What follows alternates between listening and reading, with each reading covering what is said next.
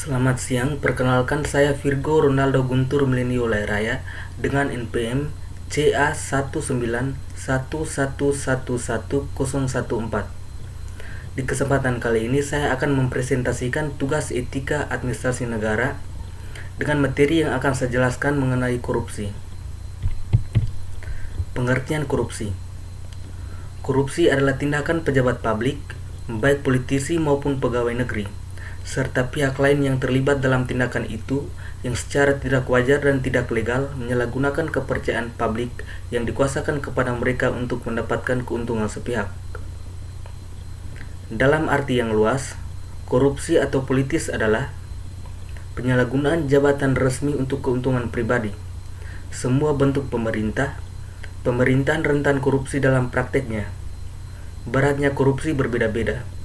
Dari yang paling ringan dalam bentuk penggunaan pengaruh dan dukungan untuk memberi dan menerima pertolongan, sampai dengan korupsi berat yang diresmikan dan sebagainya. 1. Dari sudut pandang hukum, tindak pidana korupsi secara garis besar memenuhi unsur-unsur sebagai berikut. Yang pertama, perbuatan melawan.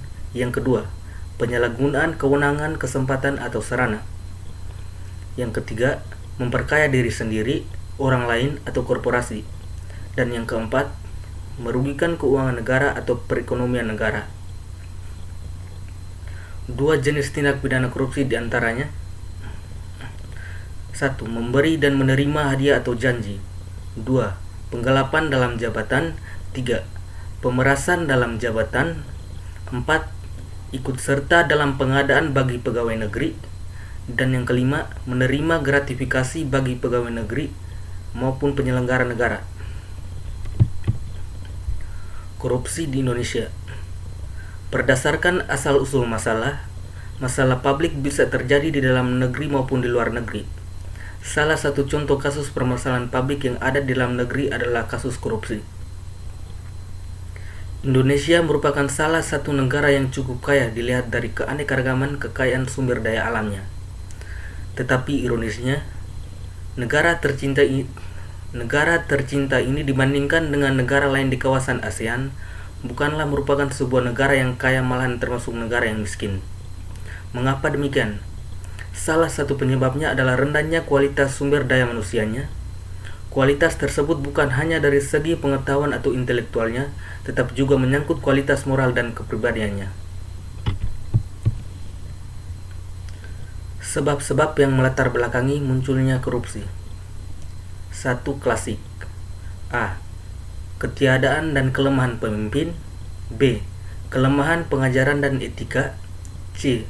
Rendahnya pendidikan. D. Kemiskinan. E. Tidak adanya hukum yang keras. 2. Moderat. A. Bagian kepala, yakni menyangkut kemampuan seseorang menguasai permasalahan sains dan nyuleks. B. Bagian hati, menyangkut komitmen moral masing-masing komponen bangsa, baik dirinya maupun untuk kepentingan bangsa dan negara, kepentingan dunia usaha, kepentingan seluruh umat manusia. Dampak korupsi dan solusinya, dan serta cara memberantas korupsi. Dampak. 1. Lesunya perekonomian. 2. Meningkatnya kemiskinan. 3. Tingginya angka kriminalitas. 4. Demoralisasi. 5. Kehancuran birokrasi. 6. Terganggunya sistem politik dan fungsi pemerintah. 7. Buyarnya masa depan demokrasi. Solusinya, yang pertama, upaya pencegahan. 2. Upaya penindakan. 3. Upaya edukasi masyarakat maupun mahasiswa. 4. Upaya edukasi LSM lembaga swadaya masyarakat. Alternatif kebijakan dalam mengatasi tindak pidana korupsi terdiri dari: A. Menegakkan hukum secara adil dan konsisten sesuai dengan peraturan perundang-undangan dan norma-norma lainnya yang berlaku. B. Menciptakan kondisi birokrasi yang ramping, struktur dan kaya fungsi.